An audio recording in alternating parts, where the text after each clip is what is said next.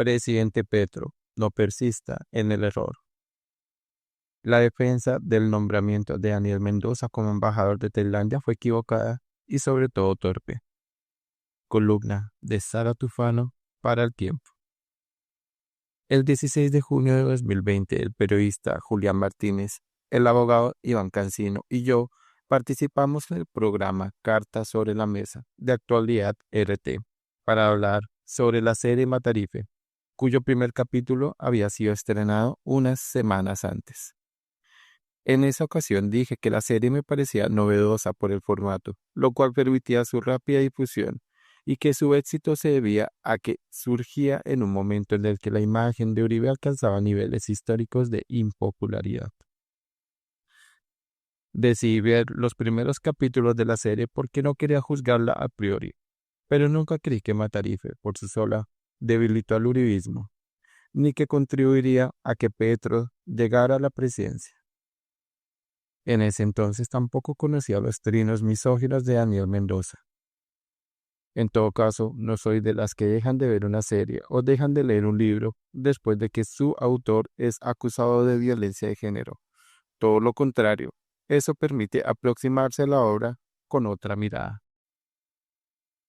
Sin embargo, el más reciente debate no fue sobre la serie, sino sobre la idoneidad de Mendoza para representarnos en el exterior como embajador de Colombia en Tailandia. No pretendo reproducir los trinos de Mendoza, solo diré que el petrismo, para justificar una decisión equivocada, actuó en dos frentes, exagerando la importancia de la serie como si la presidencia de Petro se debiera a ella, y ensalzando la importancia de Mendoza como escritor.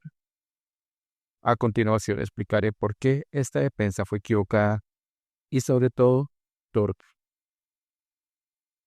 Lo primero es que todo cambio histórico es acumulativo. El cambio consiste en la suma de pequeñas acciones que día tras día van modificando nuestra percepción sobre algo. Por esto, soy de las que creen que el triunfo de Petro no es el resultado de un solo hecho, sino de varios. Incluso las revoluciones son el resultado de cambios graduales porque para que se les dé una revolución, varios factores deben confluir, factores también fruto de transformaciones graduales. Por esto la serie Matarife, como lo discutimos en 2020, estaba mostrando algo que muchas organizaciones habían denunciado por años. El mismo trabajo de Petro en el Senado denunciando el paramilitarismo no hubiera sido posible sin el paciente trabajo de las organizaciones defensoras de derechos humanos.